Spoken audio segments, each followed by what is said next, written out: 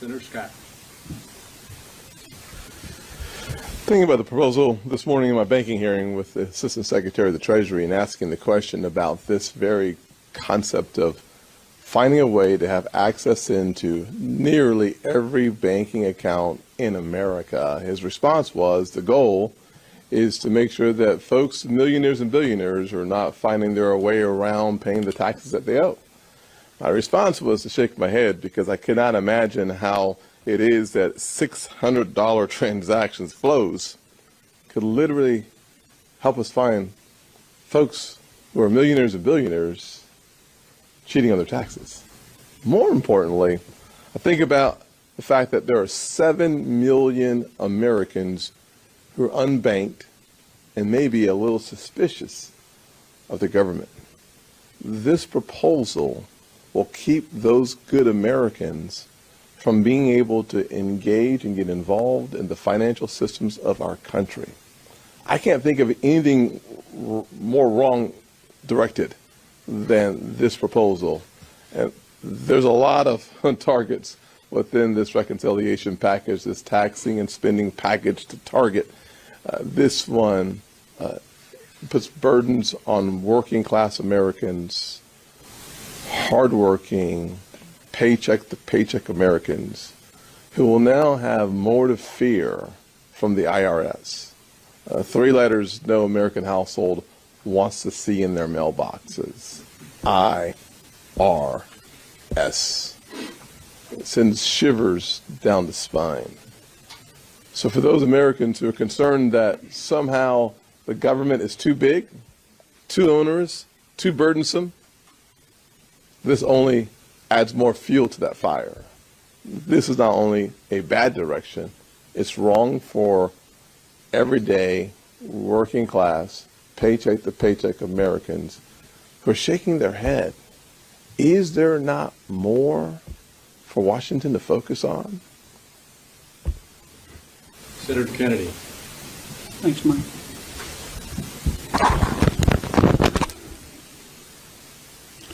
Whether it's $600 or $10,000, under this proposal, the intimate financial details of everyone in this room, at a minimum of every American who has a job, will be turned over on a daily basis to the IRS. What could possibly go wrong? Republicans aren't perfect, but this stuff is crazy. President Xi would be proud. Now, Secretary Yellen, who's one of the leading proponents of this squid-brained idea, says we need to do it to catch rich tax cheats. She knows better than that. Why throw the net so wide? This proposal, like a lot of proposals in my Democratic friend's bill, is not about public policy, and it's not about taxes. It's about control. There are too many people in charge right now in Washington, D.C. who just don't trust Americans to know what's best for themselves. They just don't trust Americans to make decisions for themselves. Their attitude seems to be, do what you're told. Just do what you're told, and if you do that, we might let you eat meat occasionally. This is another step in that direction. And I hope my Democratic friends rethink this idea. And lastly, but not least, Senator Kramer. Could be least, too. You never know. Well, it's hard to improve on what Senator Kennedy just said, but I'm going to do my best to at least add to it. Obviously, I've heard from bankers, community bankers and credit union presidents who are concerned about this. But I have literally heard from thousands of North Dakotans who bank with great concern. And in many cases, it's a phone call from somebody who just wants to know if it's true. And if it's true, do I know about it? they're so frightened for very good reasons, for all the reasons you've heard. I mean, we are talking about some of the most private of information being shared, turning bank presidents, bankers, community bankers, credit union lenders, and tellers into spies for the IRS. It sends shivers. But here's what bothers me so much. It shouldn't, it should surprise us, but it doesn't, that this administration, who has gone from incremental steps towards socialism to vast leaps to socialism. I mean, Marx is on our doorstep right now. It shouldn't surprise us that they've got the boldness to do this. But here's what bothers me as much as anything. This proposal is built on a premise that there are a bunch of guilty people out there. There's a presumption of guilt. Why else would you need more agents to go after people that buy a car? And that's bothersome. The premise of that in our free system is bothersome to me. But I think one of the craziest parts of the whole thing, even if for a moment you were going to buy into the notion that there are a whole bunch of people not paying their fair share. That's the other word. I came from the same banking hearing that several of the others came from. Billionaires just aren't paying their fair share. So we have to get all of the transaction information from everybody because they're not paying their fair share. This proposal doesn't even accomplish what they claim they want to accomplish by the proposal. So what is the real motive? I think it gets back to that, what I said earlier. They've always been about incremental steps toward socialism, and now they've decided to take a great big leap while they hold all three levers of power in this town. And we, as Republicans, will do everything we can to stop them. Thank you. Before we throw it open for questions, I just want to make two other points that my colleagues have prompted me to think about. First of all, we got some information from the Treasury Department today, which you probably all got too, saying, well, wait a minute, we're not going to audit anybody who makes less than $400,000. I think they sent that out because they heard we were having this press conference.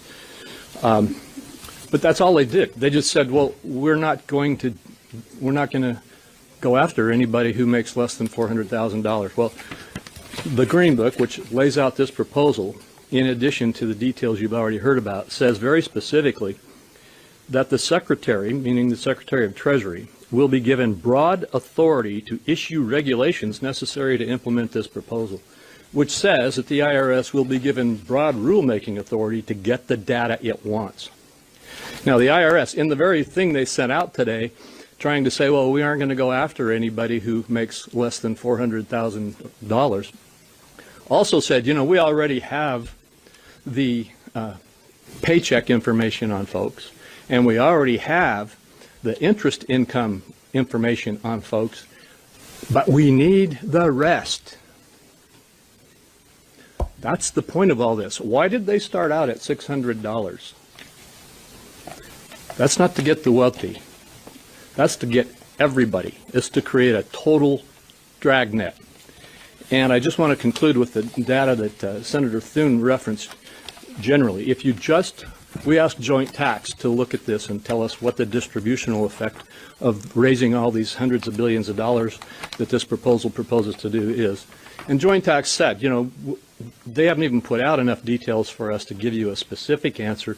But if you look at the tax code and see where it is that there is the available money that's not being reported, it's primarily in Schedule C and Schedule E.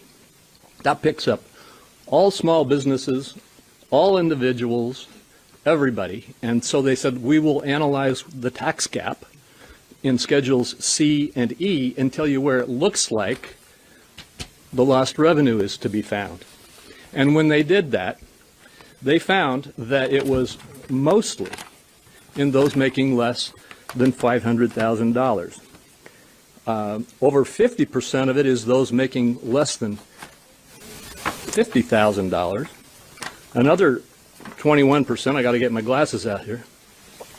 Another 21% is those making between $50,000 and $100,000. Another 12% is those making between $100,000 and $2,000, and another 6% is those making $200,000 to $500,000. And when you get to those making $500, not $400, but $500,000 or more, that only accounts for 4% to 9% of the expected recoveries that can come from analyzing these schedules. So I don't know what the IRS is trying to say here, but if they are really not going to go after those who make less than $400,000, then why don't they, instead of saying, well, we'll raise the limit to $1,000 for everybody, why don't they just put a ban in there that bans the IRS from snooping in the accounts of people who make less than $400,000? That's a question I think that should be asked of the sponsors of this approach. Anyway, with that, I've talked through all my, I got another colleague here. You can, we got another one, Kennedy. So you guys can help me answer questions if there are questions. Yes. I have two questions. The first is, thank you for doing this. The first question is, do Republicans believe that the tax gap is a problem? And how would you propose then ensuring that the wealthy pay the taxes that they owe? And the second question is, if they would put that ban in the rule, would you then support it? I wouldn't support this bill if they put that ban in there, because this bill is it still gives the IRS the authority to go in and snoop in every single account of anybody who makes any more than $10,000 worth of transactions, which, as I indicated in my first remarks, is the average American family has $61,000 of transactions a year. It's going to cover everybody. Every single solitary small business that you can think of has more than 100,000, probably as much as 1 million or more of transactions, even though the net revenue is going to be rather small. Now, with regard to the tax gap, I can only speak for myself. I believe there is a tax gap. I don't believe it's what they're saying it is. I believe that what they are saying it is might be trying to pull in those who are not paying as much in taxes as they would like to see them pay, but who are legally following the tax code. So there's all kinds of discussion about that. But there are things that we could do to address the tax gap. I don't think creating this dragnet is the way to approach it. Were you coming up to answer anything? Yeah, no, because I thought that was a really good question. I used to collect taxes for the state of Louisiana.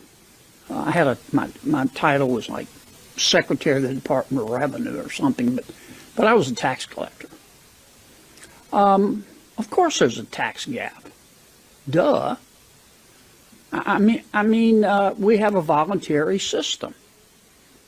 And when we first imposed an income tax in America, and the constitutionality of it was litigated, I think our lawmakers in our judicial branch decided, well, we need to strike a balance here between people's privacy. I'm not sure they used the word privacy then, but between people's privacy and public policy of catching people who cheat. And the way you do that is through audits. And the IRS, look, it's an extraordinarily inefficient agency. Any of you have a tax question? Go call the IRS this afternoon. See what happens. You can't even get them on the phone. I mean, it's ludicrous. What are they going to do with all this data? The second point I want to make, I don't think you can understate the risk that this data could leak. I mean, we just had an instance. Some of my colleagues talked about it, where financial data of taxpayers was leaked, I think, by the IRS. And the IRS said they'd get to the bottom of it. Have you heard anything? Have y'all asked? I haven't. And you know what? We won't. And we remember what happened with Lois Lerner. You know, it just depends on what kind of, I've talked too long. It depends on what kind of state you want to live in. Do you folks really want to live in a state where the government knows every one of the intimate details of your life, including finances? If you do, I hear China's beautiful this time of year. I said too much. I'm sorry. I'm leaving. You did a good job, great folks. A lot of hands here. I'm going to start here, and then we'll rotate back and forth. Just to follow up on that, you would both acknowledge that the tax cap is an issue to some extent, is it an issue big enough worth addressing? If so, sort of what are Republicans' ideas about how to go about collecting taxes that are legally owed? Well, first of all, yes, it's big enough that we ought to look at it, but we shouldn't create this kind of phenomenal dragnet in order to do so. So what should we do? That's a tough question to answer. A lot of the changes that we need to make probably are changes to the current law. A lot of the things that some of my colleagues claim are loopholes are maybe loopholes in the sense that the law allows something to happen that it shouldn't allow to happen, so deductions or credits or what have you. But I think that there can be corrections in the law if there are loopholes that are identified. Secondly, Senator Kennedy just referenced not being able to contact the IRS on the telephone. I mean, that's literally true. They don't answer the phones anymore. They don't have technology that allows them to do taxpayer service, that allows honest taxpayers to understand what they need to do to pay their taxes. And all of the analysts tell us that if we can just give adequate taxpayer service and get the IRS stepped back up to where it can provide service on the existing tax code, that will generate greater compliance and greater revenue to the Treasury. And I'm sure there are a number of other ideas, but the idea to just create a dragnet like this is not the right one. Now here? Well, Democrats have said that this proposal was also to go after tax evaders. So do Republicans not see eye to eye on that message, or do you think that Democrats have an ulterior motive for this proposal? Well, first of all, again, I can only speak for me, but I don't think there's any Republican who would say they don't think that the IRS should be able to identify tax evaders and collect the taxes that are being evaded. The question is, do you need to create a mechanism where the people of America have to give up their privacy on all of their financial transactions in order to do so? And so there's got to be some ground in the middle. We do need to be able to have more effective tax compliance, but we don't need to do it this way. Yes? We know that the idea of moving the threshold up to $10,000, this comes after pushback from all of you, and we've heard from Americans who've been calling their banks, et cetera. Do you think that there's hope here for further pushing this up or getting rid of it altogether? What's your Well, I think thought on that? I think the fact that you see the Treasury Department putting out a statement today saying we won't do it, and the fact that you see all of these comments coming forward and saying, okay, we'll increase the threshold from 600 to 10,000. My first comment on that is, why did they start at $600? And I believe the answer to that is because they wanted to go after all of the people on Schedule C and Schedule E and collect the money from them. Then they got caught at this, and they said, well, we're not going to do that. But they haven't, all they've said in response to we're not going to do that is, we'll agree to let it go up to 10,000. To answer that question, I again refer back to my data on what the average American family receives and spends in a year. That still covers virtually all of them. But I had a roundtable on this in Idaho last week. And in that roundtable, there were people from all different parts of the economy. But one of the small business owners who was at that roundtable made a point that